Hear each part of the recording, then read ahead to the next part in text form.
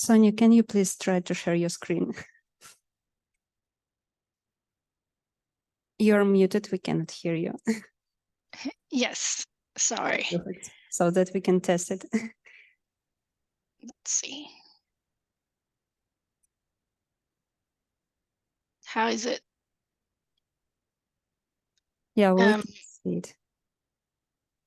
Actually, let me see.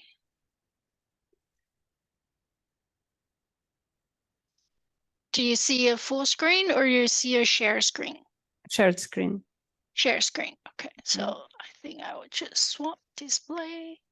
How is this? Yeah, now it's perfect. Perfect.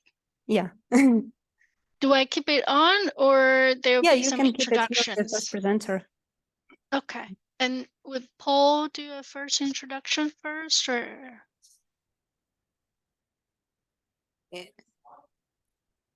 Anyway, I'll just wait for instructions. Yeah, just wait for instructions, Sonia.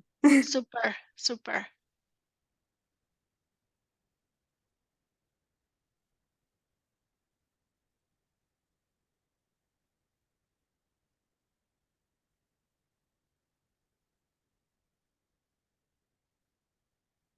I think she can hear me if I talk now. I guess you can hear me now. Yes, I can hear you. Yeah, so okay. The plan is that I put up a first slide with a session and then introduce you, and then we switch to you sharing the screen. Okay, so I should stop sharing right now, right? I think it doesn't matter. You can continue sharing because they have a separate screen that they are showing. Or you're also showing that through Zoom?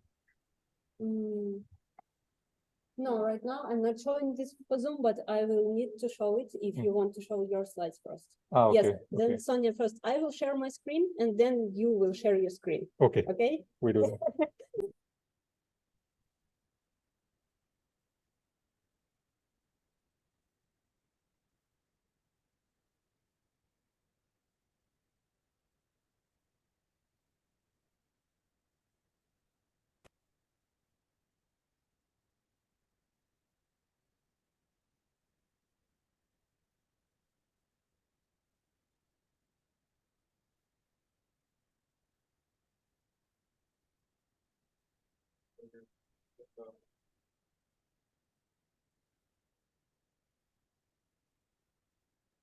Try. Test. Yes. I guess we can wait maybe for a couple of minutes. People are still in the coffee area, but at the same time, there's a lot of other things going in parallel. And you guys were quite optimistic about placing us in a large auditorium.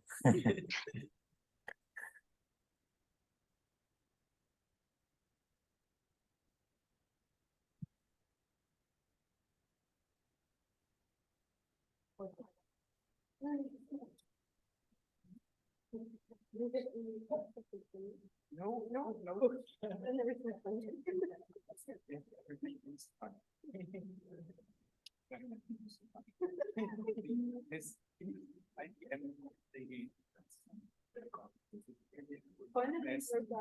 Yes,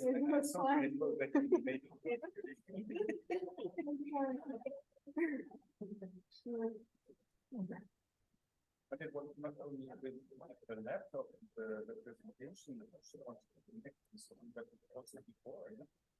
We told her, please upload the slides. This is that folder, I think this is that time.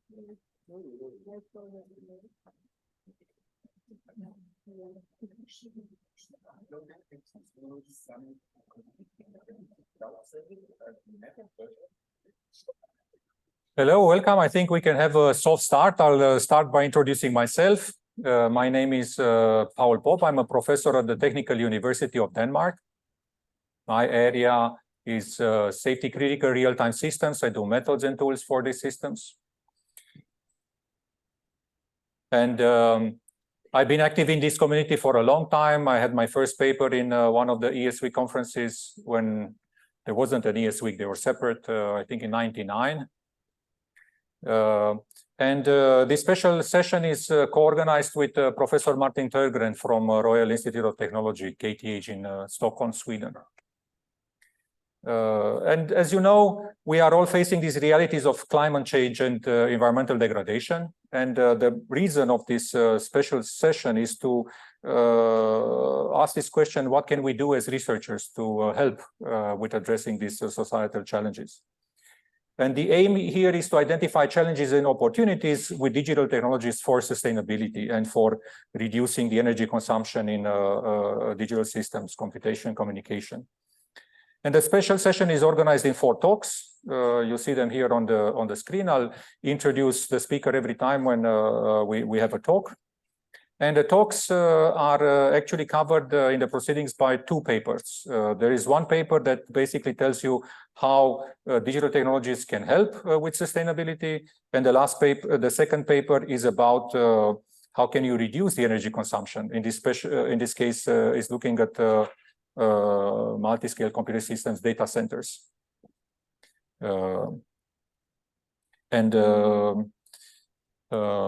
You can also see the authors of these 2 papers, and they are in total 10 pages. That's the budget, so we haven't gone over the budget of the special session. Right, so let me start by introducing the first speaker and the first talk, because we start with policy implications, then we discuss challenges and opportunities, we look at use cases and what lessons have companies learned from trying to apply technologies, and then we end with opportunities for reducing energy consumption. And the first talk about policy implications and challenges and opportunities for a systems perspective will be given by Professor Sonia Jeh. Unfortunately, she couldn't join physically due to some visa issues, but she will give that first talk online. The rest of the talks will be physical, and we are here present to talk to you after each talk and after the session. So Professor Sonia Jeh is from Chalmers University of Technology in Sweden. She's also Vice Director of Energy area of Advance. And she's a Professor of Transport and Energy Systems with the Department of Space, Earth and Environment at Chalmers, and Vice Director, as I mentioned, of the Advanced area of Advanced Energy, and an adjunct professor with the Department of Energy and Public Policy at Carnegie Mellon University. She has an expertise on energy economics, energy systems modeling, alternative transportation fuels, sustainability standards, technological change, consumer behavior, and mobility. And she has advised and worked broadly with, governmental organizations, international advisors, policymakers. She also served as a Fulbright Distinguished Chair Professor of Alternative Energy Technology and has received an award, Håkan Friesinger Award by Volvo Research for Education. So please welcome Professor Jeh, and please, you're welcome to start the talk, so you can switch to Zoom.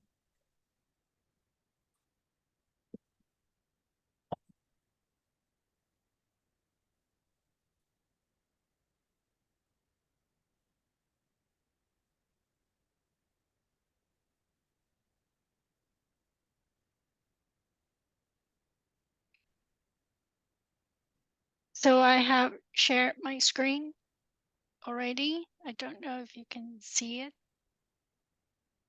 No, we cannot hear you. Oh, you cannot. Interesting. You cannot hear me. This, it seems that the problem is not from our side. Okay. How is this? How is this? No. Try again. Yes.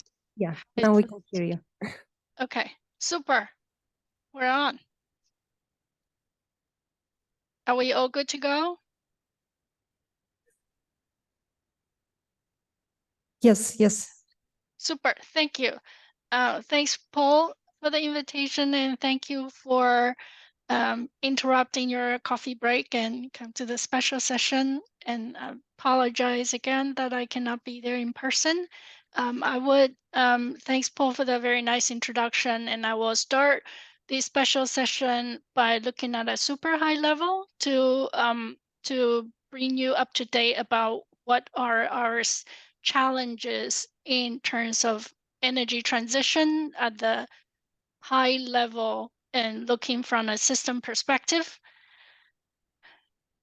And there you go. There, right. So I will briefly introduce, give an introduction, and point out the challenges of energy transition and opportunities. And I will talk about policy implications and conclude. And most of the materials I'll be presenting today will come from the IPCC 2023 report that just published this year. So first of all, where are we heading? The big message from the IPCC, most of you are familiar with, is that we're not on track to limit global warming to 1.5 degrees, as we have agreed at the Paris Agreement.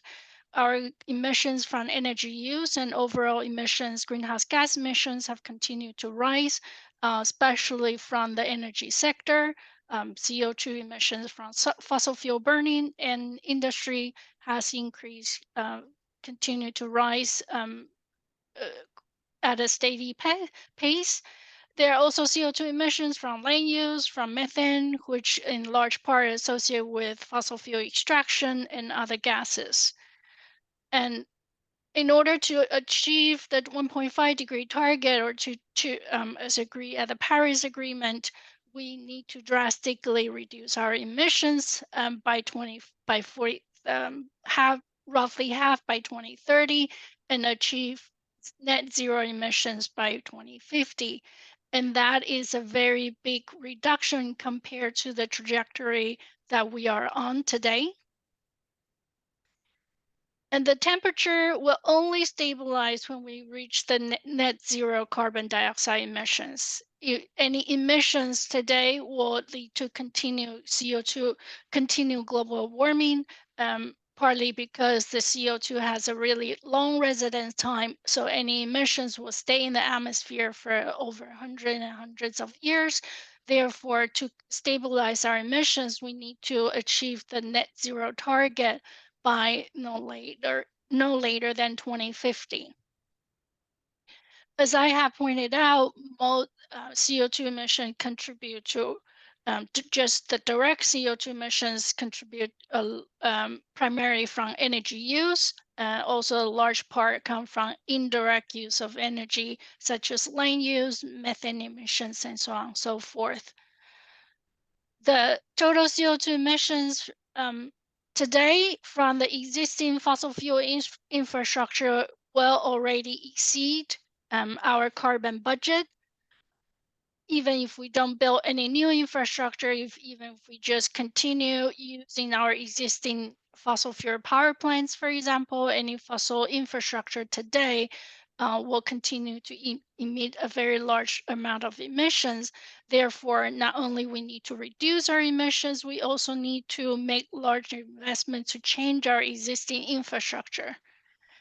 So what are our options? So I just painted you a very dire outlook, or a challenge outlook, that we have a big job to do ahead of us, but we have tools available for us, and that's the reasons we're all here today, and exploring what are the options and opportunities.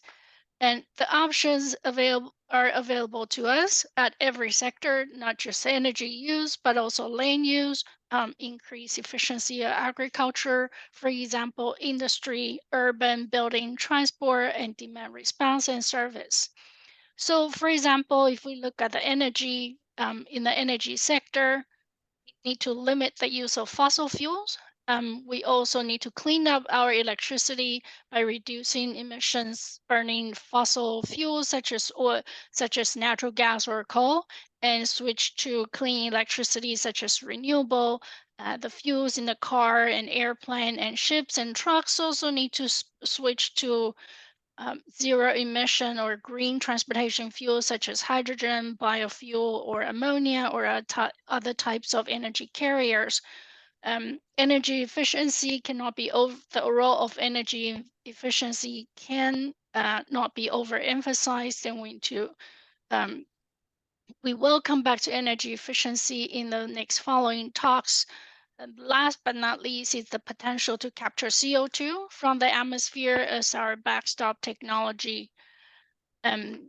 Again, looking at different options in all the areas, including cities and urban areas or buildings or industry sector, the cases and available options and opportunities just on and on and on. And that's why we're working so hard today, in universities with the industry, is to find solutions that are cheap, that are doable, and that are and to continue to improve and economical and continue to improve them and make them available to all of us. Last but not least is the behavior and demand side management. That means that we cannot just rely on technology options. We also need to change our behaviors, how we use the technology, how we interact with the technology, take more public transportation, telecommunication, for example. Some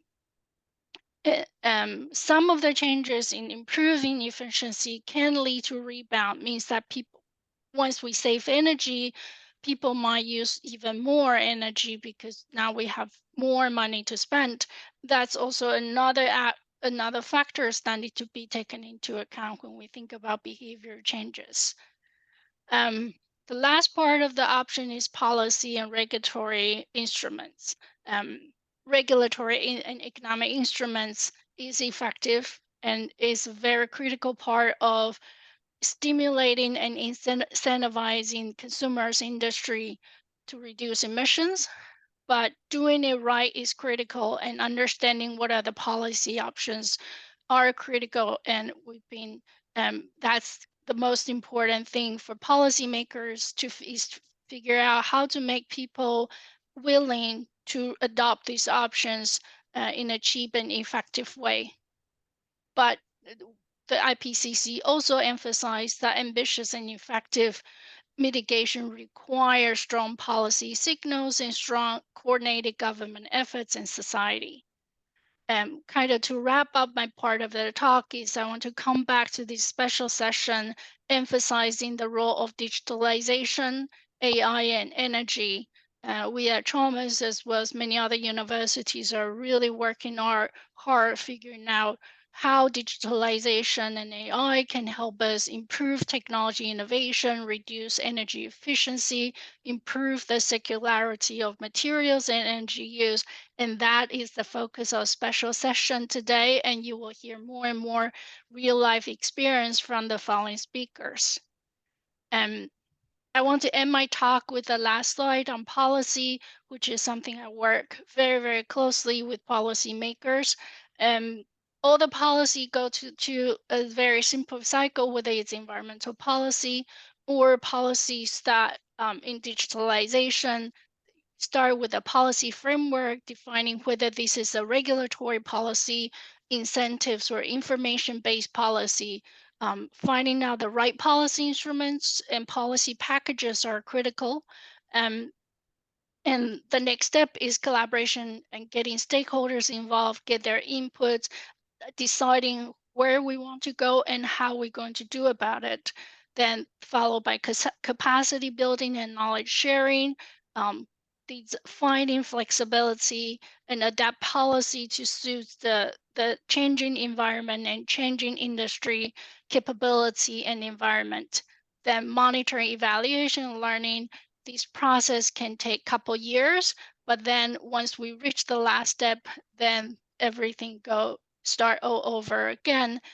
So policy is always evolving, always changing, and this collaboration, capacity building, adaptation, and monitoring, this whole chain is extremely important. So with that, I'm going to end my talk.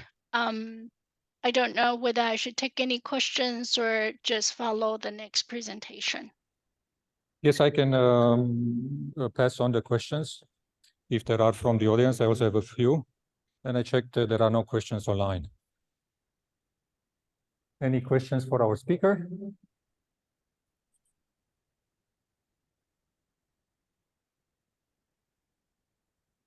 Ah, Can you hear me? Yes. Okay, so thank you for your talk. So what about low technology? So what strikes me in the proposal you make is that they are very high level technology. And so would low tech be another possible avenue? if I- low tech is useful, because indeed in our talk we advocate a lot for advanced technologies, and we will actually touch in one of the talks from industry experience that their experience in industry is using low tech. It's quite useful, but I'd like to hear also. The sound, we cannot hear the sound.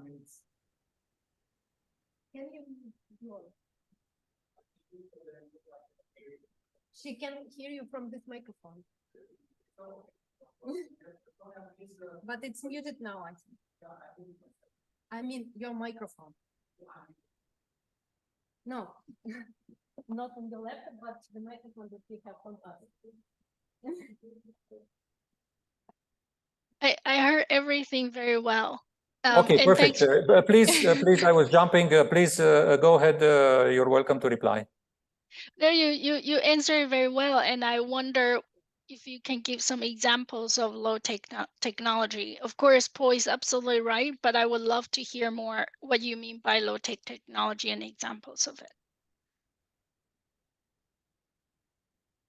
Well, technology that would not use AI, that would not use deep learning, that would use more convivial stuff. So I don't know, because Yeah.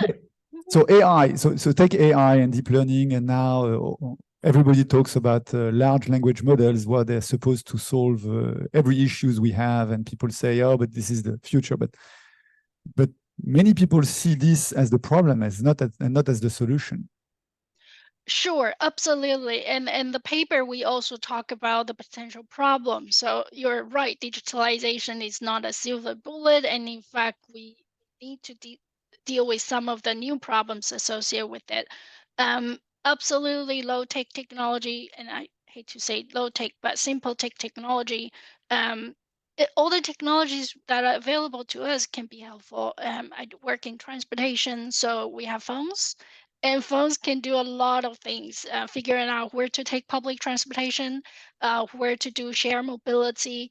There are tons and tons of tools available to us to not drive in your car to take a trip, as an example. I think agriculture is full of examples of where very simple device can save tons and tons of energy, and not just energy, but also water and pollution. So I absolutely agree with you. We are in a high-tech session, but we often, especially globally, talk about technologies and solutions that are easily available for us. And I'll come back to the policies. I think oftentimes we ignore them because we have no incentives to think about them. And using policy instruments, whether it's regulatory or information-based, are extremely needed to bring those solutions to fertilization. I hope that answers your question, or at least And actually, this is a question I'll remember for our third speaker, because he has actually concrete examples. I don't want to steal his example, but just having the policy to, for example, mandate thermostats in our homes. A lot of homes are using manual, heating elements can save a lot. And he has a very good example. And I think his message from the industry is that there's a lot of low-hanging fruit.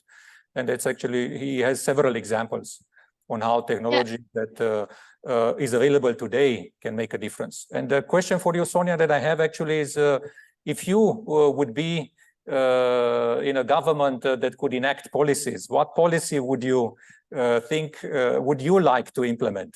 Because policy is supposed to drive, our behavior, to make sure that we apply digital technologies in a way that is part of the solution, and not, for example, in an oil platform to extract more oil and gas in the North Sea, but in a way that is actually helping sustainability. So what kind of policy would you implement if you would be the one doing it? Right. Two parts. One is I have in fact implemented policy for 10 years in California, very deeply involved in driving standards and regulations in California. I want to I was going to respond to the previous one, but you mentioned about mandating, use the example, you just say mandating thermostats. And I would say people don't like to be mandated in general. So instead of mandate, you can also think about other options such as information, for example, or utilities provide incentives, for example, to turn off your air conditioning when the power demand is too high, or give you money. So there are in general, if I can super simplify the policy options that we or nowadays policymaker prefer is I would call incentives-based or market-based policy instruments. So you get incentives or money to do good, and you get punishment or you pay money if you perform below the standard. So the policy instruments tend to be favored are these type of market-based, but at the same time, IPCC, and I can go back to the IPCC slide, really emphasize on policy packages, that there's no single policy can be a silver bullet. You really need to think about packages that address different problems. Oftentimes people like one policy and then treat it like a Christmas tree, hanging everything on it, and the policy often fail because it becomes too complicated to address all of the problems we're facing. Very useful perspective that it's a combination of policies and monitoring them and adjusting them, like you mentioned in one of your slides. Yeah. Thank you. Let's thank our speaker, and then we move to the second talk. Thank you. Thank you. And now I need your help to switch to my slides. Thank you. I'm the one giving this second talk. I got a PhD from Linköping University, and I've been in this community since '99. And in 2006, I moved to Denmark, to the Technical University of Denmark, DTU, where now I'm a professor and head of section, a section of about 30 people. And as I said, my area is methods and tools. I'm an algorithms person for safety critical real-time systems. I've been working a lot lately with edge computing and time-sensitive networks. Basically, in this talk, I'll try to highlight this duality of digital technologies that can both enable sustainability, but they also have environmental concerns.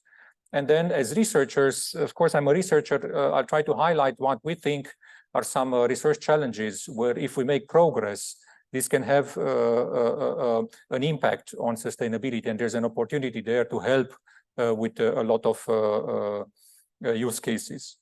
And I'll then identify the opportunities, and then I'll make a call to action. What we mean by digital technologies are these things that are listed there, like edge computing, embedded AI, connectivity, especially wireless, cellular platforms, processes, tools, but also maybe devices and smart devices.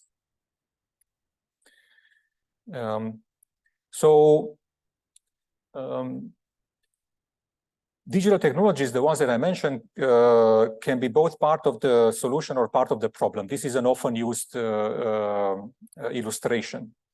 And in this illustration, you're looking at 3 levels. In the first level, is basically the life cycle level. The digital technologies can be a problem because of the fact that we need to fabricate them, we need to dispose, there's all electronic waste. But then we move to the second level, which is about applying the technology. There you have a lot of ways you can help and a lot of ways that these technologies could be a problem. And in this talk, I will not focus on the problems. I'll mention them briefly now. But some of the problems, especially energy use in data centers, will be addressed by the last talk. Here I'm focusing on digital technologies as part of the solution. But talking about the problems when you apply, you have what is called induction effects. Think about, for example, having a printer, and we have all of this. We had this idea to eliminate paper from our offices by using a lot of, document management technologies. But what we ended up actually using more paper because we produce more documents. We're printing more paper than actually earlier when people would be using, for example, typewriters. This is an example of an induction effect. You also have obsolescence effects where maybe you can no longer use devices because they don't have software updates. There was in the news recently all this issue with the Chromebooks used in teaching, for example, that some schools had to discontinue some of the Chromebooks because they wouldn't get updates. Maybe that has been solved recently. And another problem, if you move to the level 3, which is about higher level impacts, is that new technologies can lead to all sorts of effects that you don't foresee, like, for example, rebound effects. Think about fuel efficiency of engines. Nowadays, because engines are more fuel efficient, maybe people drive more, and then you have such a rebound effect where actually this is increasing driving. There's also a problem that often when you try to measure the impact of digital technologies on sustainability, you have unclear baselines, unclear hypotheses, a lot of uncertainties. We also included some numbers in the paper. We're quoting some potential savings, for example, reduction in emissions, savings, and so on. But what's the basis of those numbers? We have actually a footnote in the paper saying that you should only see those as an indication because we don't know if we can trust those numbers. But of course, this talk will focus on how we can help by using digital technologies. And here we can help both when applying the technology via substitution and optimization effects. With substitution, it means that for example, we replace physical books with ebooks. That's a way to substitute, and this saves, of course, materials. With resource optimization, think about making our homes more energy efficient, maybe using a thermostat, for example.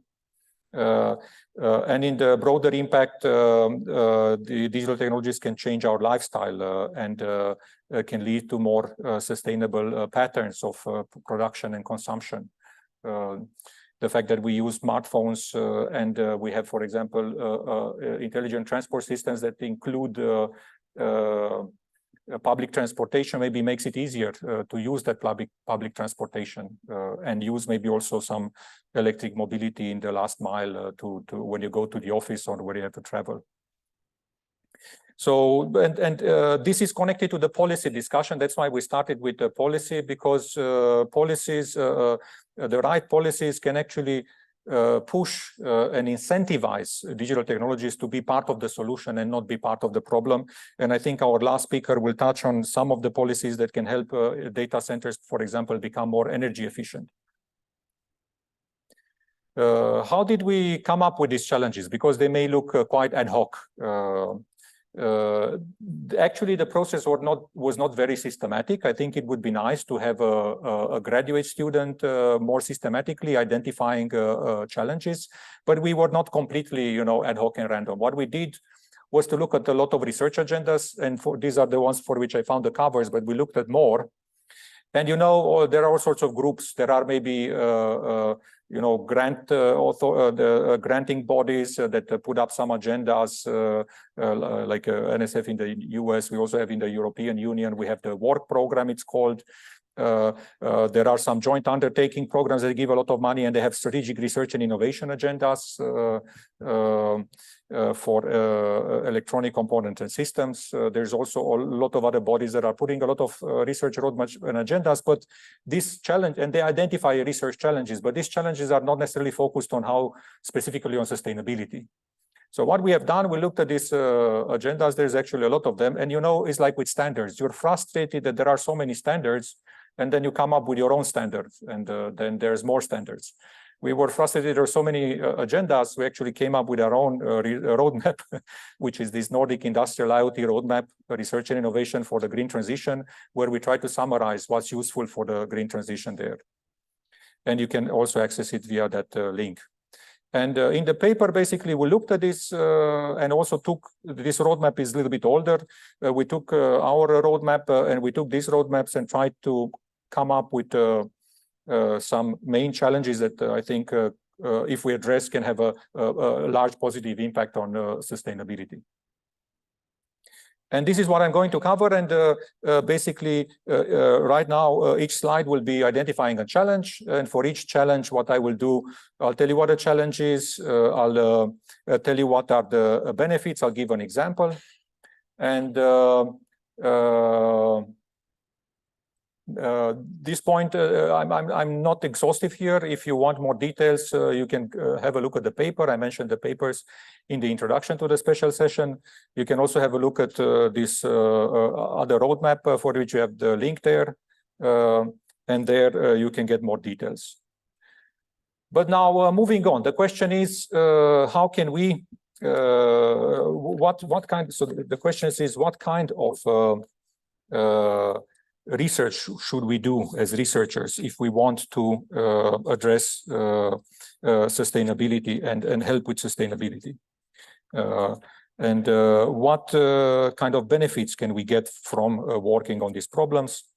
And then how can these opportunities be applicable for a specific example? Let's take as a first challenge edge computing. Here, and our community is already working on some of these challenges. There are papers at ESWeek that actually touch on some of these research problems. The point here is, can we have a concentrated effort on some of them to drive this research forward and help sustainability? So, for example, with edge computing, you have to design carefully your algorithms, especially machine learning algorithms, together with your edge computing hardware. You often talk about edge AI to have energy efficiency and real-time processing at the same time. So we need to co-design these algorithms and edge computing.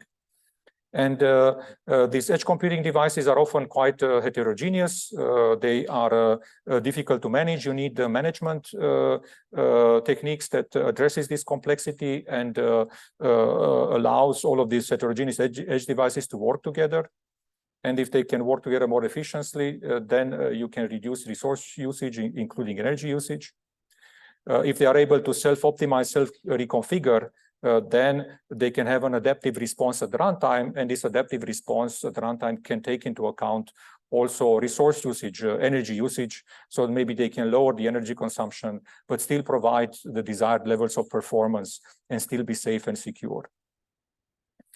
If we address these challenges, then we have the benefits that you see there too on your left side. We can make computation more localized. This is the aim here with edge computing. Why ship all this data to the cloud to do analytics? Because this not only that takes time, but so a benefit would be reduced latency, but you also reduce bandwidth consumption. You reduce maybe the processing that it would be done in the cloud if you do it locally, maybe on maybe less data, for example, but you still are able to do the machine learning algorithms. And this would also reduce energy because you're no longer shipping data to the cloud. You're no longer running all these more complex algorithms in the cloud. This would often, another benefit if we address these challenges is that we will have maybe developed new hardware architectures that are really specific for the kind of workload that we would like to do at the edge. For example, doing these in-memory computations and so on. And finally, another benefit would be if we are self-aware as edge computing devices, then we can maybe do automatic upgrades and use the hardware for longer periods of time, reducing then electronic waste, and this helps circularity. And there will be several examples coming up in the next talk, but you can easily imagine, for example, edge computing being used in wind turbines, because they have to adjust their blades depending on the wind conditions and so on. If they can do, often they rely on data centers to do these calculations, but if you can do it locally, then this will increase efficiency. You can also imagine a smart grid, a small local grid, where a microgrid, where there are both producers, these prosumers, producers and consumers producing maybe solar energy and putting it back into the system. And then here, if you can optimize, for example, based on the demand that is coming from the grid, how the energy is deployed and stored and traded, you can have a lot of let's say, savings and improvements in the way you use energy. Moving on, another research challenge we identified is embedded AI. This is AI that is not being run in the cloud, but is run on low-powered devices. And here you need innovative architectures where you need to consider also the energy efficiency when you are running machine learning algorithms. Here you have AI accelerators, but not the kind of accelerators you have in data centers, but accelerators that you can have in lower power devices to do some of the analytics at the edge. Here, if you can help these devices self-learn and continuously update, then you can prolong the life of devices, which reduces waste. And a big issue is also the trustworthiness of AI. This is a bigger problem with bias and fairness, but here it's in the context of sustainability. How can you reduce the bias when it relates to, for example, metrics that are related to sustainability? How can you integrate sustainability goals like from life cycle assessment into such models to make them reason also about multiple objectives that are not only about performance and real-time aspects, but also about sustainability metrics. The benefits again is better energy efficiency, because now we can use this edge AI on maybe sparse data. Maybe we can use federated learning to reduce data movement, conserving energy. And also, if these devices become more intelligent and can become more resilient, then this both resiliencies and efficient resource allocation can help with sustainability. An example here could be smart agriculture. Think about actually these are services offered across the developed countries. In Denmark, drones are used a lot in agriculture.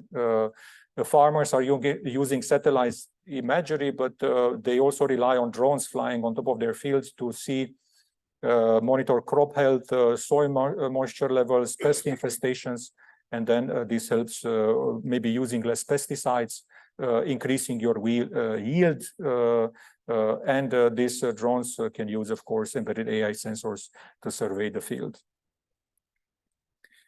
Connectivity is a big issue, and this is where I'm doing also myself a lot of research. It turns out that when you move, for example, when you talk about cellular connectivity, wireless, 5G and 6G are actually consuming a lot of energy. I was reading somewhere that in China, they have deployed, actually are quite advanced in deploying 5G networks, but in some places, they actually turn them off at night because they are not used that much, and they actually consume a lot of energy. How can we still get the benefits of improved communication with 5G and the upcoming 6G, but reduce the energy consumption and minimizing this environmental impact? I think it's a lot of opportunity there to do work. There's also some things that when I'm not an expert and I don't understand well, but it turns out if you look at these roadmaps that ultra low power transceivers, this sending and receiving with ultra low power and building on chip antennas and using new materials can help you, increase the bandwidth, use new spectrums, and basically make devices smaller, and then they would have a smaller footprint because they use less materials and so on. When providing this connectivity, the question is how can you improve interoperability? Because if you don't have to spend a lot of computation and communication in translating between different standards and so on, then you can actually conserve energy. So having the right standards and having better interoperability would help here as well. And of course, there are many benefits if you have improved communication, because this trickles down everywhere, and it can be used in many areas. Many areas, devices have to talk to each other to be able to improve and optimize things. Like in this example with transportation, intelligent traffic systems. Most cities nowadays actually have this deployed where the different participants in the traffic, including maybe traffic lights, but also maybe buses, maybe some vehicles, can talk to each other, and then you can increase the traffic flow, reduce idling times, and then cut down on emissions. But of course, as I mentioned also in one of the slides, this can become part of the problem if it's actually incentivizing more driving. So you have to be careful, maybe design also the right combination of policies to make traffic more efficient, but at the same time, don't encourage people to drive more. Maybe encourage them in some way to use public transport more.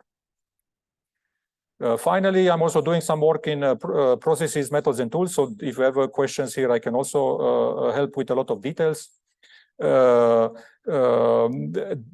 the right tools and the right mechanisms at runtime can help, especially with these trade-offs between metrics that relate to sustainability, like energy efficiency, reduced, let's say, resource usage, and metrics that are very important in our systems, like safety, security, performance.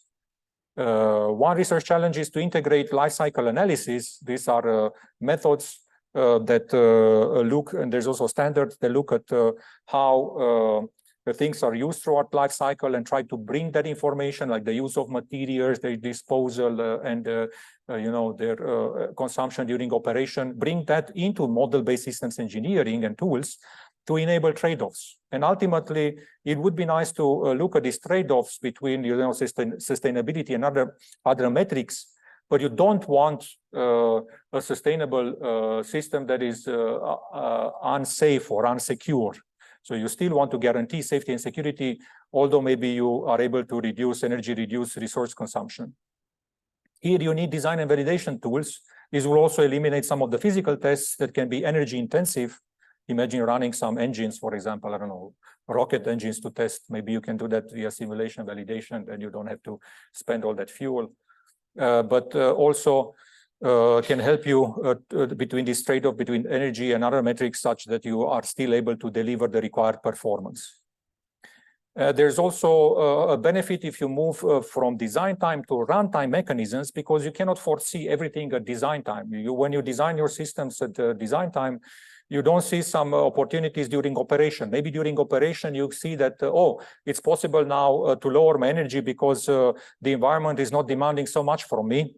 Then this runtime adaptation maybe can be enabled by new mechanisms and reducing this operational energy and feeding back this information maybe to the design time to help design systems that are even more adaptable. So having this holistic perspective with the life cycle analysis is useful, and ultimately what you want is a resilient design that looks at preventing failures, because failures are costly not only in terms of safety, but also in terms of resource usage. Failures can actually lead to more resource usage. You have to restart the systems, you have to test them, you lose a lot of there's a lot, could be a harmful environmental impact when something fails. So you need to mitigate this energy loss. And if you can be resilient and at the same time be able to adapt to reduce resource usage, that is very helpful. And here, the very simple example is refurbishing, electronics and using maybe being able to use maybe an older version of a mobile phone, for example. But there's a lot of other examples here that can work. I'm also the session chair, so let me check my time.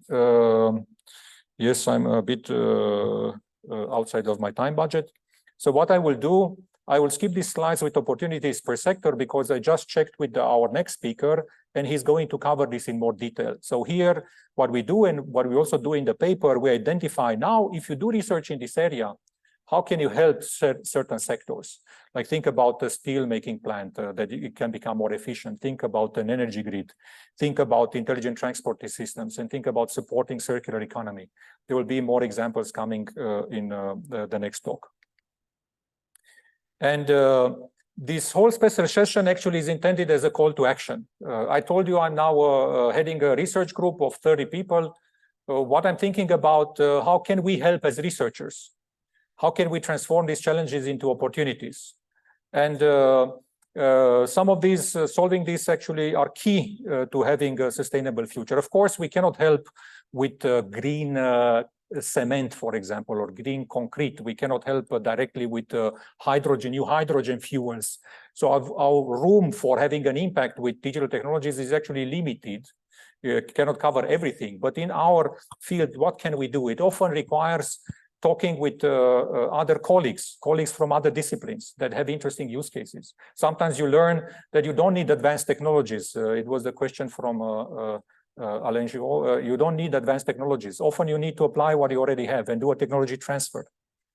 So you need this multidisciplinary collaboration. We need to train new researchers and train students that will go into companies and have this mindset of sustainability. We do that at my university, and this is probably across many other educational institutions. And we have to have a balanced approach where we use policies to drive basically the use of digital technologies to be part of the solution, to incentivize green innovation. And this is also something that our next speaker will touch on. You need also to think about having solutions that are open, resilient, and simple, because that's what you can apply maybe in developing countries.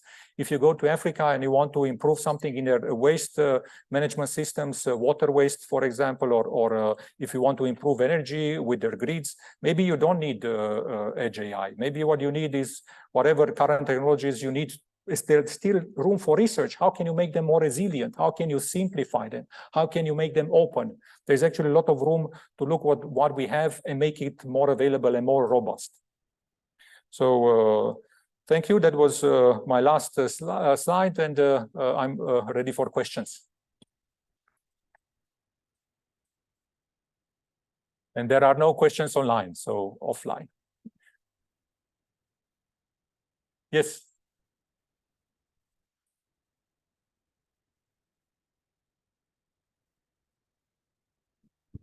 Okay, it's already okay.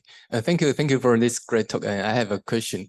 You mentioned that in some approach we can make the system more sustainable, like replacing papers with e-papers. But how can we know if it's really sustainable? Thank you.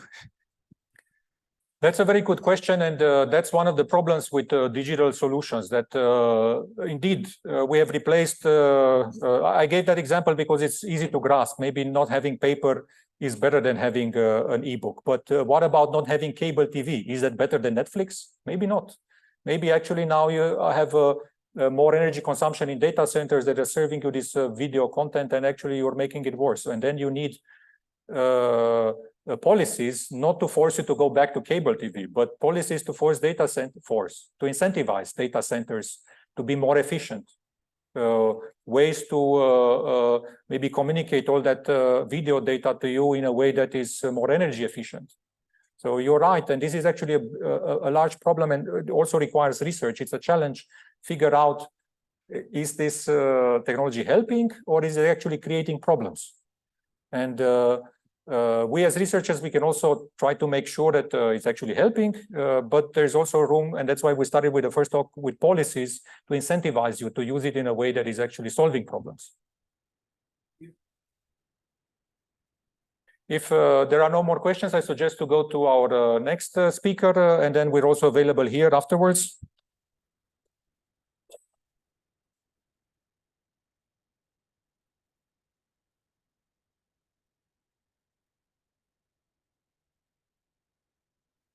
You can keep that one, okay.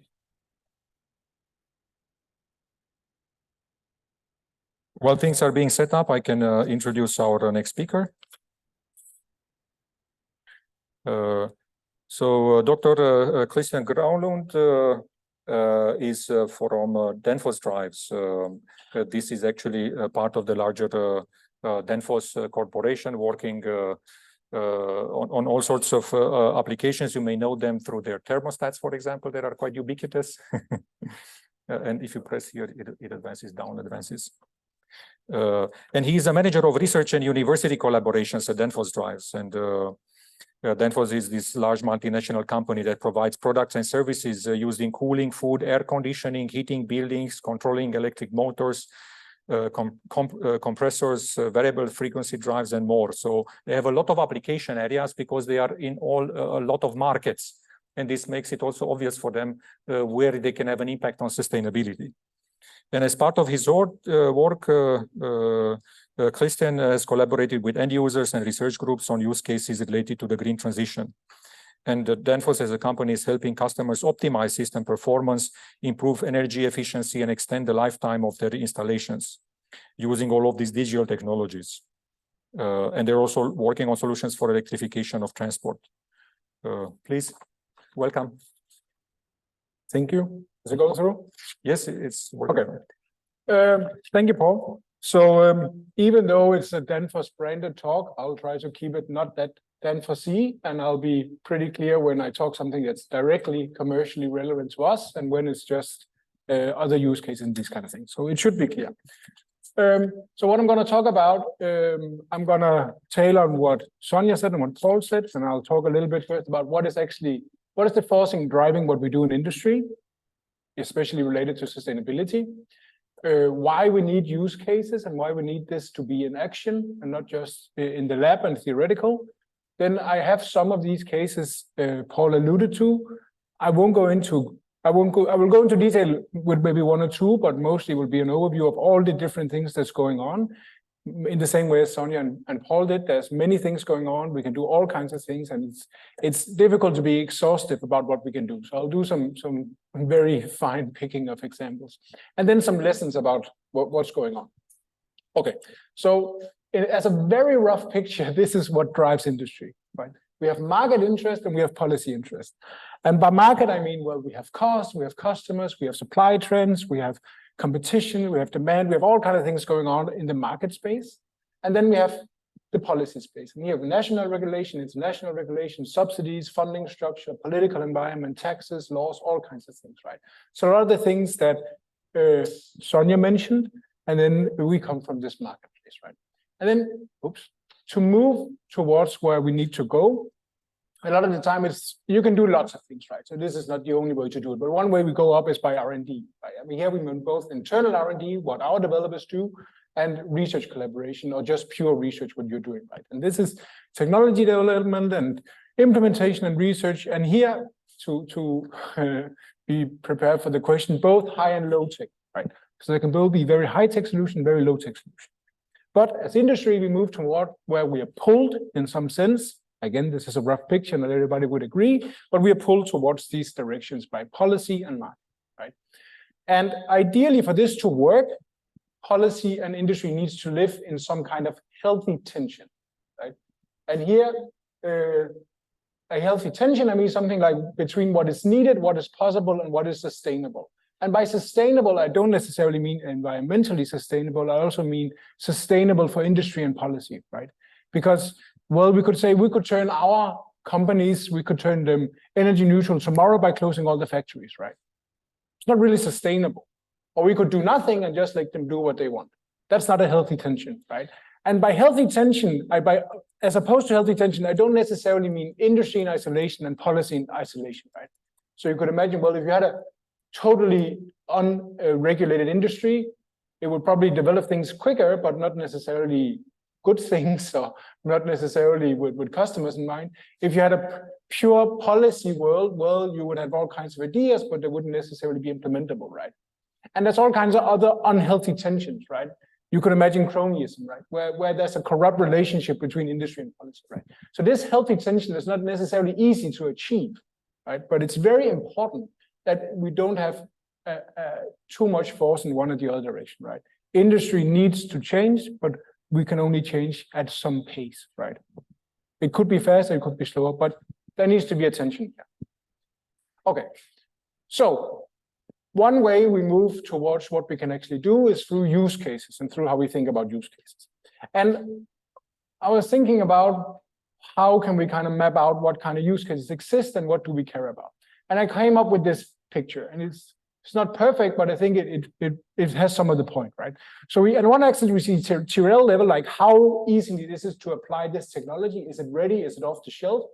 And how impactful will the technology be? And impactful here, there's of course a lot of caveats, as both Paul and Sonia mentioned. It's hard to measure what this means, right? We can guess, but let's imagine we had a good idea of what impact meant. Then we have different areas here, right? We have it's very hard to implement and there's no impact of it. Okay, it's a curiosity. It might change. We don't know what is important in future, but it's a curiosity for now. We can have something that is high impact, but it's very hard. It's not ready to be implemented, and you have high potential research. Or you can say we have something that's off-the-shelf technology, but it doesn't really have a big impact. Right? Then we can say, okay, there's at least two ways you can go to actual change, meaning high impact and it's actually ready to use. One, you can take your high potential research and you can turn it into something that's applicable. I can go out and use it in the real world, right? This is one of the use cases. You make a use case, you take your technology and you make it implementable. Or you can take off-the-shelf technology and you can say, maybe I can reuse what already exists in a new way and I can turn it into actual change, right? And I have some examples where we move from this direction, right? So, and here there's some caveats, right? High impact doesn't mean high complexity necessarily, right? Low technology solutions can offer a high impact, right? And again, I have one concrete example of off-the-shelf sensors where we, in a new configuration, actually giving change. And as Paul was alluding to, it's very important to measure impact in the context of the application area, right? Impact in Europe is very different from impact in developing nations. It's a very different world you live in. And you need to take this into mind when you think about impact and you think about what you can do. You can't just move technology directly from one area of application to another. The same thing internal in industries, right? The level of digitalization is far from even across industries, right? Think about high-tech IT companies and think about standard manufacturing. It's very different areas of digitalization and it's very different needs of digitalization, right? In the one area, in high-tech IT, you can probably apply AI and some of these things in useful ways. In standard manufacturing, you cannot, right? If you think about a factory where you do stamping of metal sheets, right? There's a low area of digitalization. You can do something, but it's very different. And so you need to think about a lot, where is the impact measured and what do we mean about application? Yeah. And often, and this is at least what I find, there's often a lot longer from lab to real world than from idea to lab. Not in all cases, but in many cases, if you have a lab example, you're not halfway to real world, right? Real world is very, very different from what you can do in the lab. And of course it is. This is not a deep insight, but it bears to reiterate, right? That it's important to think about what happens when you have a technology that's in principle applicable and turn it into something that is actually applicable. It's very different. And here, when you hit the real world, right, you hit policies, you hit agendas, you hit customers, you hit all kinds of things that's difficult, right? And here, even though in both Paul's and Sonia's slides, there was talk about this systemic change, and systemic change is important, in some areas, a partial solution may in practice have more impact than a full transition of a system, right? And it's important, at least as a step, to think about these partial solutions, right? How can I augment existing technologies rather than requiring a big change, right? And this is applicable for everything, right? So let me put on my Danfoss hat for a second. We have a new product series for these frequency converters, right? And we're very big on how this is better than our current install base, and we can do all kinds of fancy things with it. It's sustainable, da da da. That doesn't change the fact that 99% of our install base is the old product series, right? And if we really want to impact our customers and don't think about sustainability, think about whatever impact, we need to target the existing install base, right? You can't show up at a customer and say, well, the solution to your problem is to rip out all your old drives and install this new one, and the return on investment will be stupid, right? It's much better if you can say, well, we can augment it a little bit, right? We can add these features and you will be better. It won't be a perfect solution, but you will be better off. And that is important. Incremental steps. Okay, so again, with the Danfoss hat on, this is something we did. So this is Danfoss. This is an impact of low-tech augmentation, right? And let me be clear, I'm pretty sure my internal engineers would be a little annoyed. I call this low-tech augmentation, but it is, at least in the context of reason, right? So this is the Marselisborg wastewater treatment plant, right? It takes in wastewater from the city. It serves something like 200,000 people in an area in Aarhus, a city in Denmark. And since 2016, it has been producing 100% more energy than consumed from wastewater treatment, right?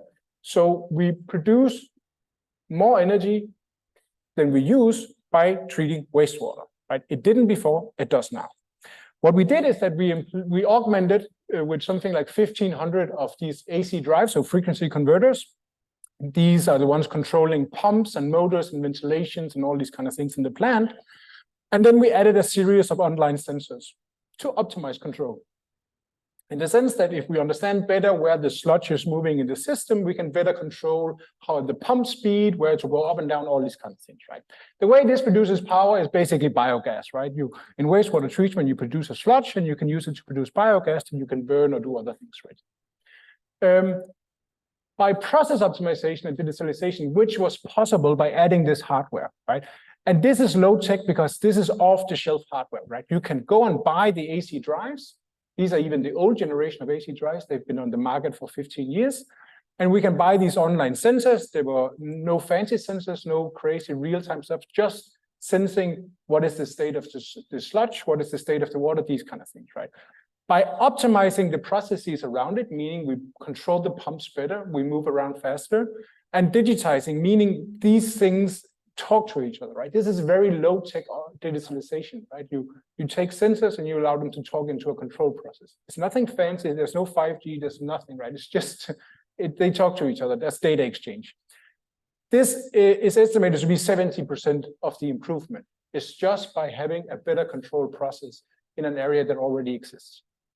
And the potential here is that 8% of the global energy consumption is in the water space, right? And for a second, if we ignore all the other important things about water, meaning we don't have enough, we need it to be cleaner, just the energy consumption is 8% of the global energy, right? Meaning if you can turn all the wastewater plants in the world into energy producers rather than consumers, you cut this down quite a bit, right?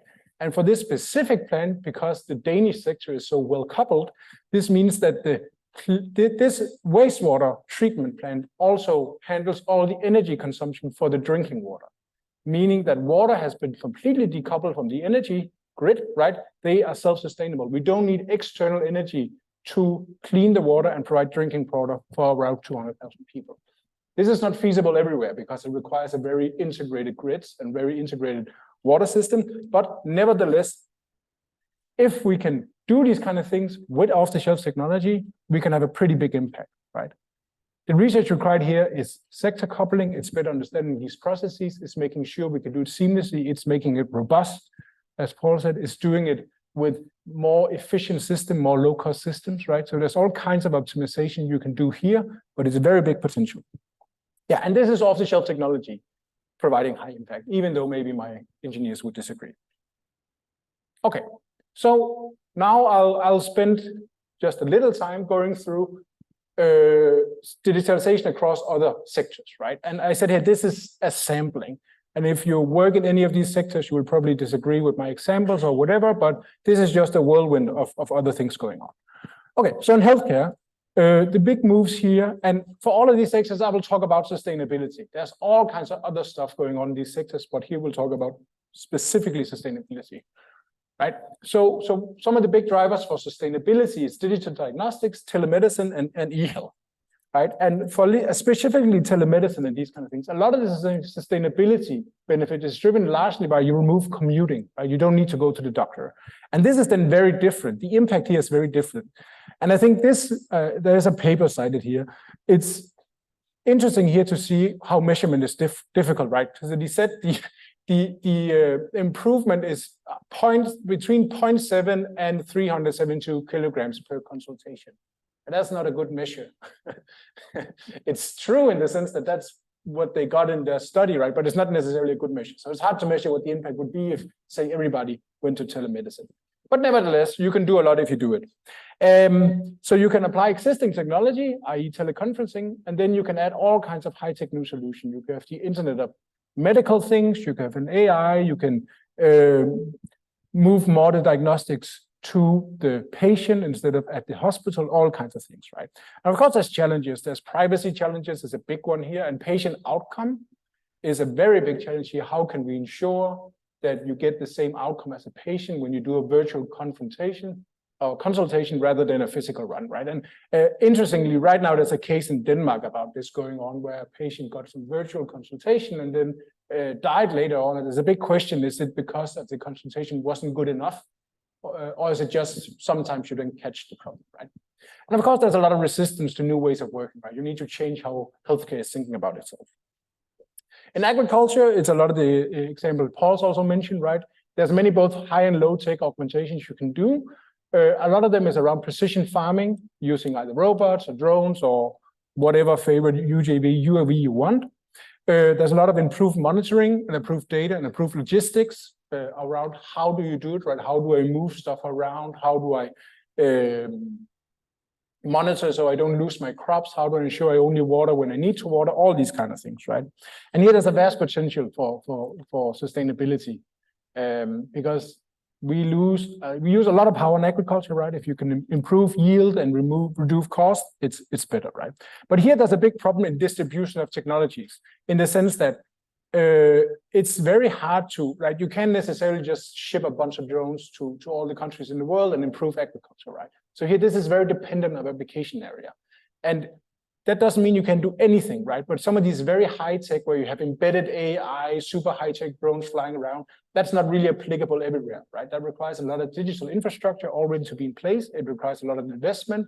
So here, this agriculture is actually one of them where there's a big difference between what kind of technologies you can implement in a good way. And you need to be very careful about what you can do. And of course, you need infrastructure for all these. Okay, so supply chain and logistics, there's this logistics 4.0, as with industry 4.0, it's a big thing. And here you can, a big thing you can do is you can basically augment the logistics with sensors and intelligence, right? So with pretty off-the-shelf sensors, you can monitor freshness, conditions of transported goods, how they handle during transport, all these kind of things to cut down on the waste in transport. Or you can do fancy high-tech AI solutions where you improve your planning with like across the world with all the sensors. You could do just-in-time supply chains. You can use fancy planning to make you resistant to disruption. You can do all kinds of things, right? And here again, it's a mixture of high and low tech. And the challenges here is a lot about security and vulnerability in systems, right? If you make it too dependent on high-tech solutions and they can break down, I have a problem. And also just if I make them very digital, they become susceptible to a different kind of attacks than they were before, right? So you can imagine that if I have a fleet of very high-tech ships, they become vulnerable to cyber attacks, right? And you already see this happening somewhat, right? You see, especially some of the high-tech industries. So Maersk is this big Danish container shipping, right? And their high-tech ships begin to become vulnerable to attacks, right? And even just locally, if I have a lot of data about how my motor works to optimize efficiency, and it's all online, suddenly you can hack the motor of a big container ship, and that's not so good. Yes, and there's also this question about centralization or decentralization. Where should all this intelligence live and these kind of things? Okay, I'll hurry up. And in the energy sector, we do a lot of work, Danfoss do a lot of work in energy sectors also, but a lot of it is around smart grids and green power and decentralizing power production, right? How can we handle a decentralized power grid, right? We're producing energy at windmills, at factories, all kinds of things. How can we handle it so the grid doesn't break down, right? And that's actually a difficult problem. Okay, I'll go on.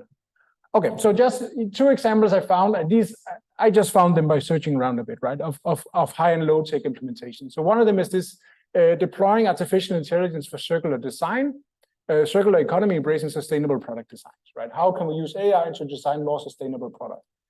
If it works, very high impact, very fancy, requires a lot of research. The other one, IoT-based real-time river water quality monitoring system, right? They use off-the-shelf technology to monitor water quality in Bangladeshi rivers and created like a system where you can alert if the river is very polluted, right? Low impact technology used in a new way. Both of these are important. I'm not saying you should do one or the other, but you should just be careful that we understand you can go both ways. Okay, and then for ending on a lesson from failure, this is the one Paul alluded to. There's this report from the European Building Automation Control Association. It's from 17, so it's a bit old, but I know the problem hasn't really been solved.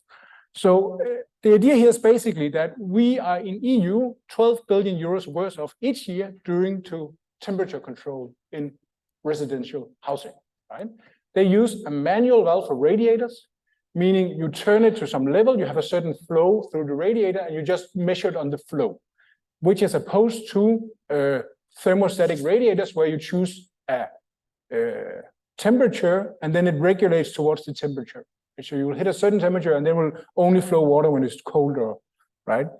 And there's something like 500 million radiators in European homes that still have manual valves, right? This is in Europe. They're very cheap. They've been available for 20 years. They are better, they're low cost, it's readily available, and still this failed, right? And the reports state very clearly, this is missing room temperature control and heating monitoring, successive market and regulatory failures, right? So for some reason, it was cheap enough. You could do policy, but for some reason, it still doesn't work, right? This is like one of you can have an enormous impact if we could do this, if we could figure out how to install thermostatic radiators in all European homes. But for some reason, we can't, right? It's unclear why. They're cheap. They're better for everything. They're better for the environment. They're better for your energy bill, but somehow it doesn't work. Okay. I should say in some markets this is better. So I think in the Netherlands, you're actually forced to do it now, even though Sonia said you shouldn't mandate it, but they're doing it, right? So you can do something, but it doesn't work. Okay. Finally, it's important to measure, but it's very hard to measure. And there's a wealth of articles you can read if you want to do it, but it's almost impossible to measure what we're doing here in a useful way. And lessons, I think I went through them. There's many paths to change. We need both high and low tech. It's difficult to measure. We need policy and industry and so on. That's it. Thank you. Thank you.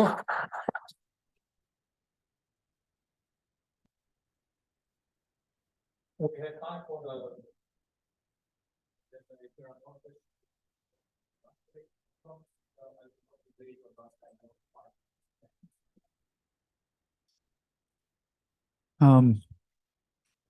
So thank you for your talk. Could you show slide number 7, please? Yeah, so to me, this was an excellent example because indeed it's low tech and there is absolutely no risk of rebound effect because we know that in the areas where you put those water treatment facilities, if you have an excess of water, in fact, the water goes directly in the river or something like this. For instance, when you have a flood. So there is no risk when you improve the quality of this. You see, structurally, there is no risk of leading to a rebound effect. So to me, this is really a good example where indeed low-tech technology can make a difference. And then I was much less convinced by slide number 10, where you have agriculture and drones, because drones are fragile. It's very high technology. It's not scalable. It consumes plenty of resources and stuff like this. But maybe it's a personal opinion. Thank you anyway. No, I think it's right. I mean, again, this is something we did, so I hesitate to hammer it too hard. But I really think these kinds of examples are the way to go, right? I only see upside here, right? And if we can earn some money doing it, great. But basically, there's only upside here. And I agree, in other sectors, it's more fragile, but we need more of these examples. We need to find where all of these are. Yes, another question?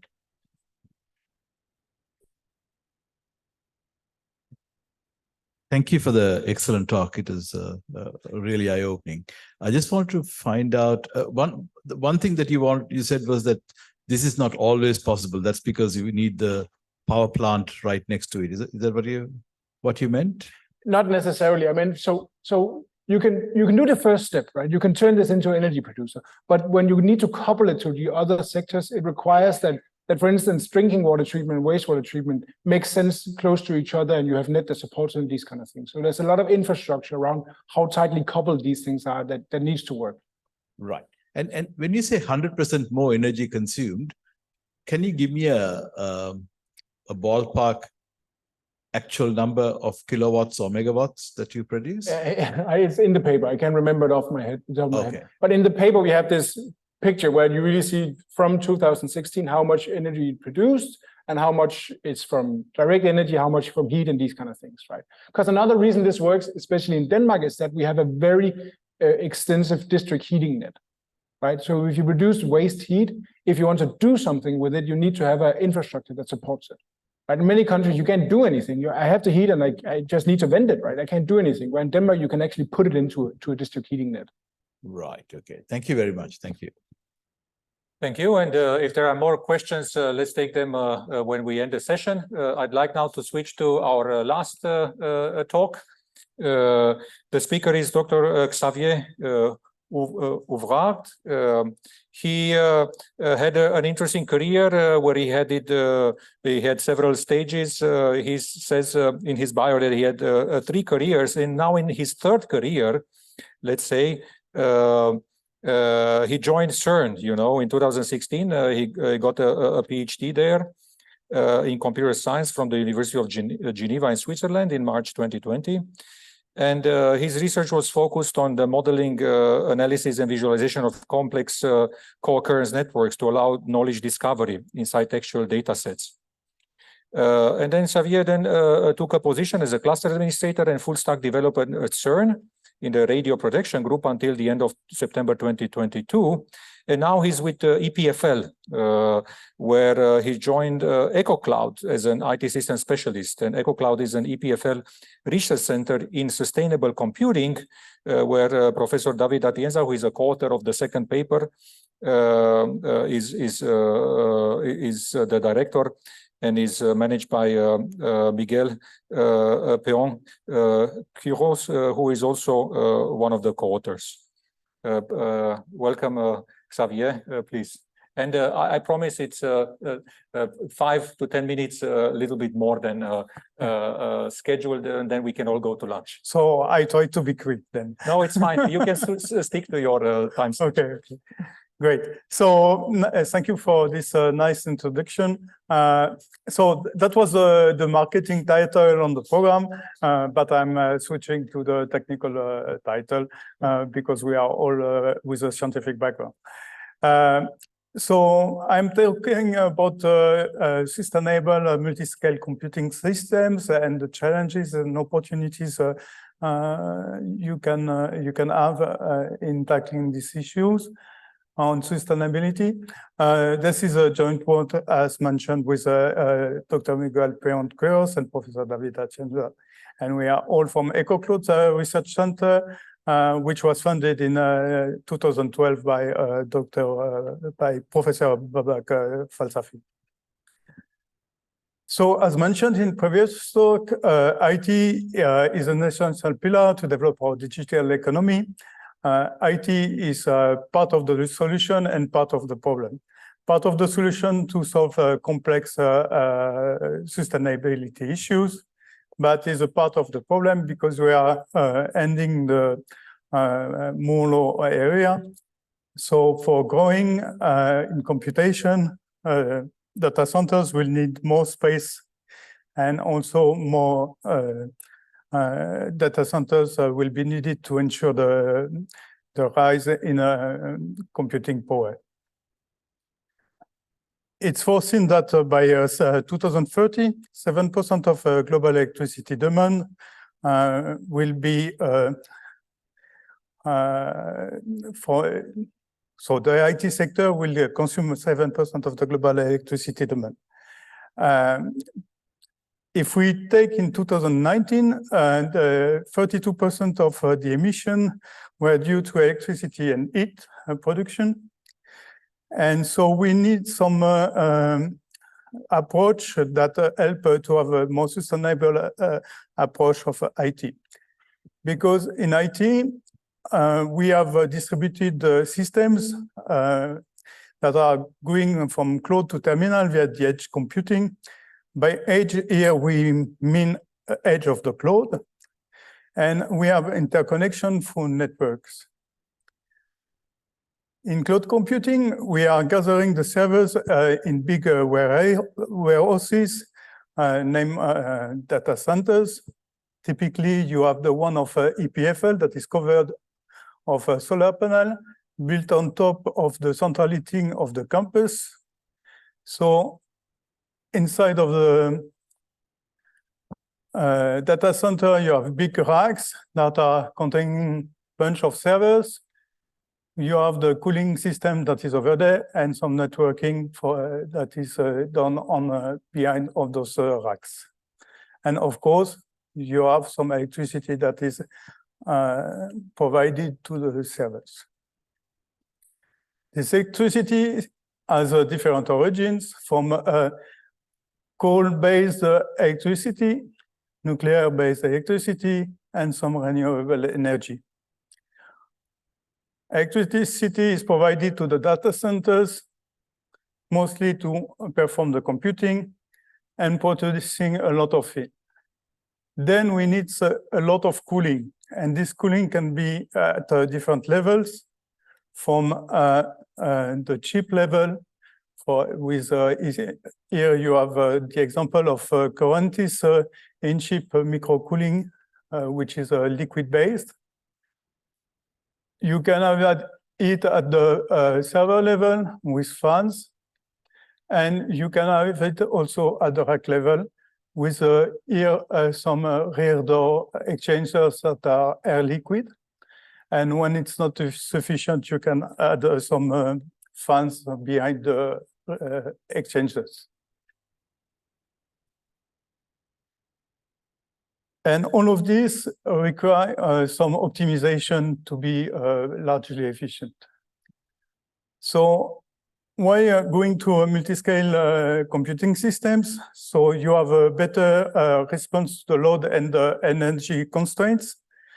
And you target to reduce the energy consumed by the networks and the data centers by putting the data processing at the level of the terminal layer or at the edge layer. So you are filtering the quantity of data that is going up to the cloud.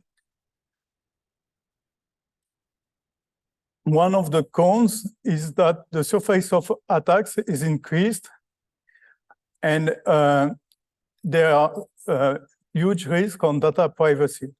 And this is a concern for sustainability, because to improve the security, you will need to have more power at this level.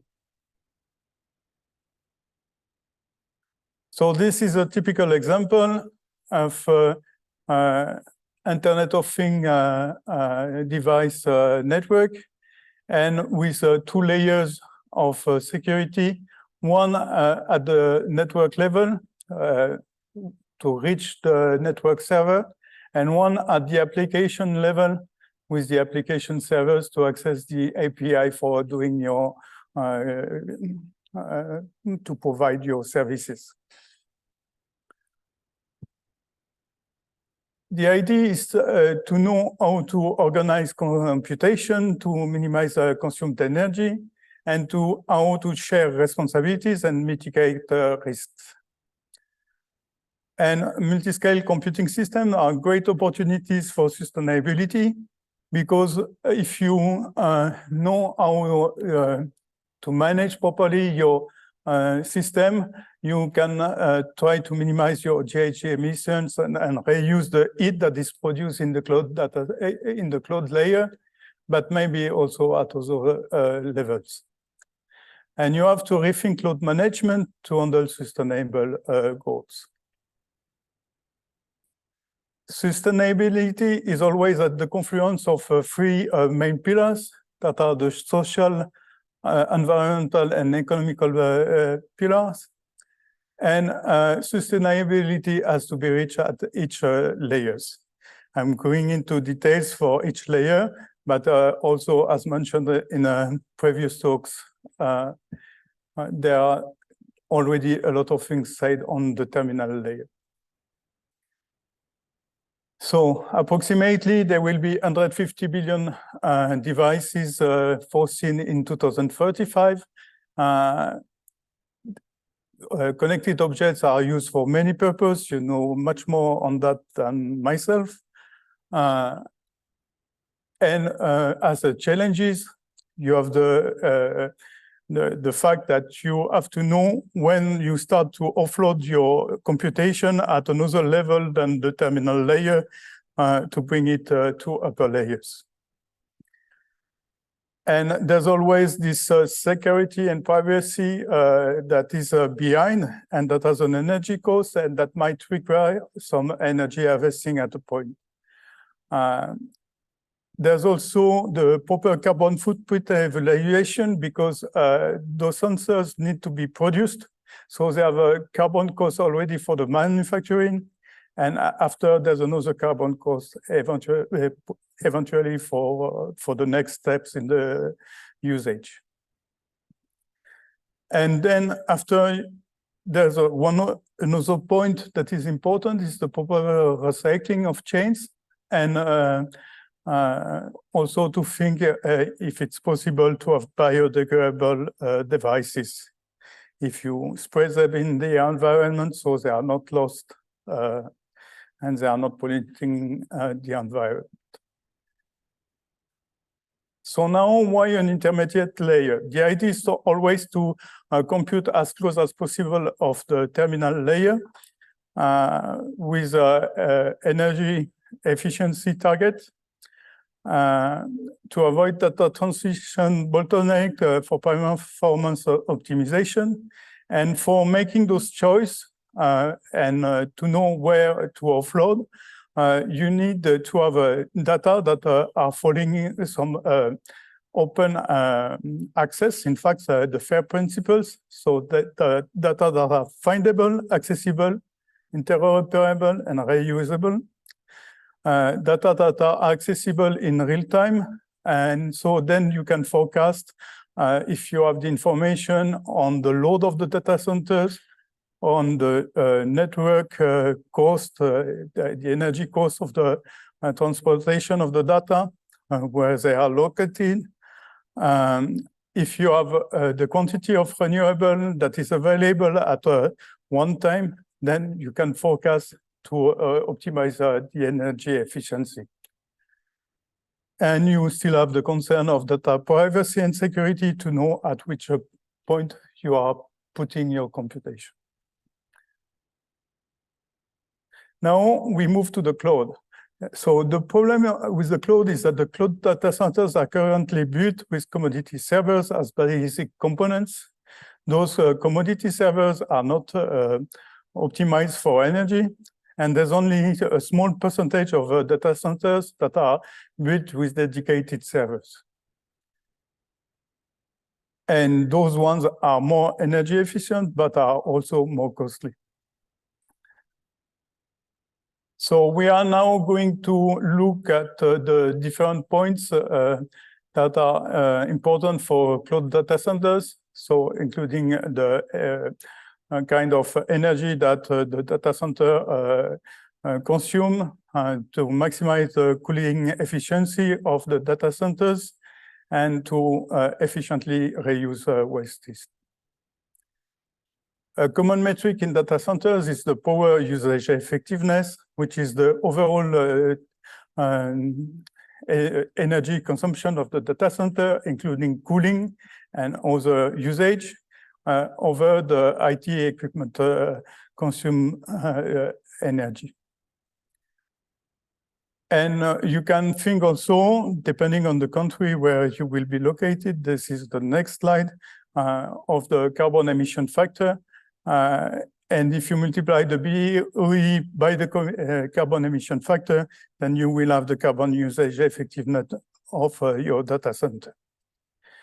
But effectiveness is not overall efficiency, because you could have a low PUE close to 1, but you could have servers, for instance, that are not used intensively. And in this case, you would maybe have a load on your servers of 20%, having a low PUE, but still you are not efficient.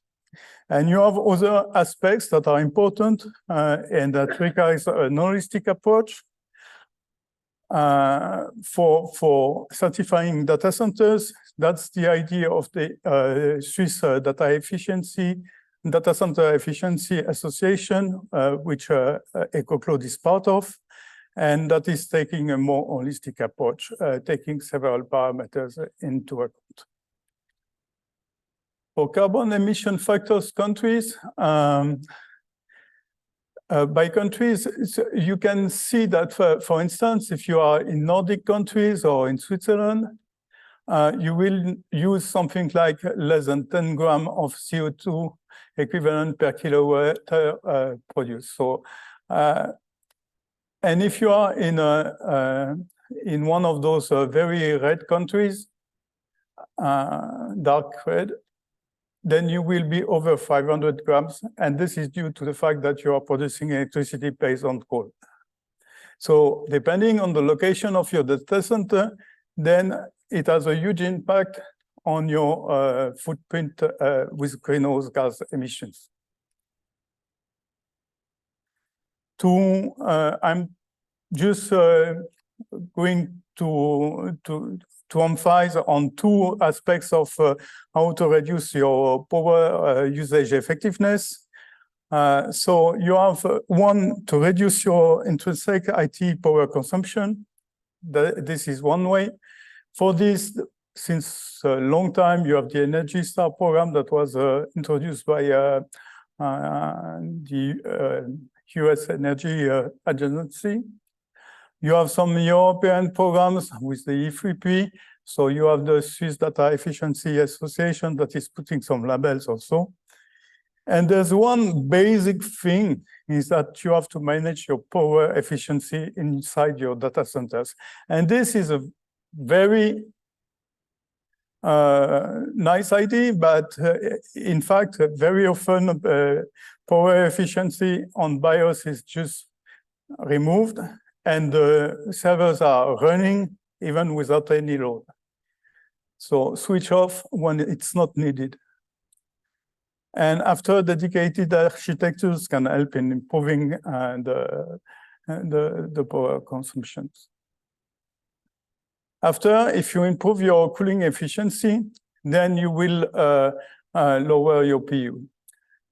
It's well known that liquid cooling is around 40,000 times better than air cooling.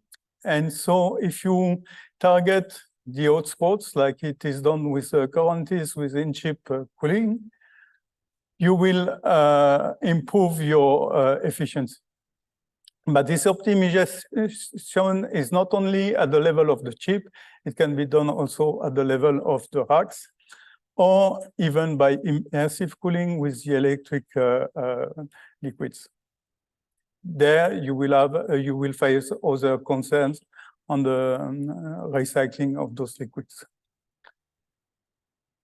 And as you remove the heat with liquids, then it's easier to recycle the wasted heat and to reuse it in other usage. So in this case, you are using your energy twice, one for computation and the other time for having some integrated heating. I will come back to that in a minute. This is an example of a David Atienza supervision of a thesis by Dr. Palevan. And it's a regulation service of the bid for electricity of different sources, and then that adapt with the load of the data center and you adapt your load, but you adapt also your provisioning of renewables depending on your computation demand. Now I come to the case of EcoCloud experimental facility. So the idea is that we will be at the same place than the data center that is on the first floor of the central heating of the campus in a demonstrator area. Here you have, we have also the chance to be close by the Lemon Lake. So we have all the water needed to cool down the data center with liquid. And there's a recycling of this heat to the campus buildings. So it's all integrated, and it's so this data center is in load since 2020. Some of the work we are going to deal with are, of course, the work done by this startup, but other work of the same kind are going to be done on liquid cooling. Here you have the work of Currentis. So if you want more information, you can go on their website. And the idea is to have inside the chip, the cooling, and that is provided to the hotspot of the cooling. So there are heat maps that are done in the background to favor some and to target the hotspots. We have another project, which is Heating Bits.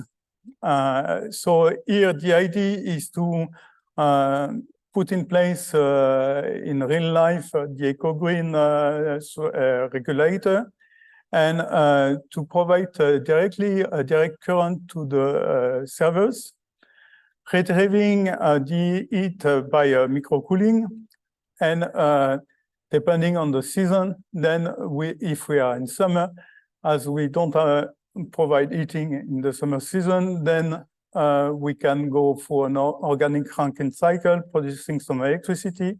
Maybe the waste heated can be also reused for preheating, for domestic water, for instance. And then this electricity produced by turbine is reinjected in the system. I'm just finishing. So as a summary, IT is great, but we need to make it more sustainable. Multi-scale computing systems are highly decentralized, terminal, edge, and cloud, and requires proper handling of data privacy and security. Co-design technologies, particularly in data centers with better cooling and better heat reuse. Sustainable hardware. I didn't talk that much of a sustainability in software, but it's also one of our projects. And we need for sustainable experimental facilities. So I'm available to talk with any of you that would implement that. Thank you. Let's thank all our speakers. And what I propose is that if you have questions, just come down here and ask us, because we'll be staying a little bit longer. Those that don't have burning questions, you're welcome to go to lunch. Thank you for staying a little bit longer than scheduled, and enjoy your lunch. And you're welcome to ask us questions. Thank you.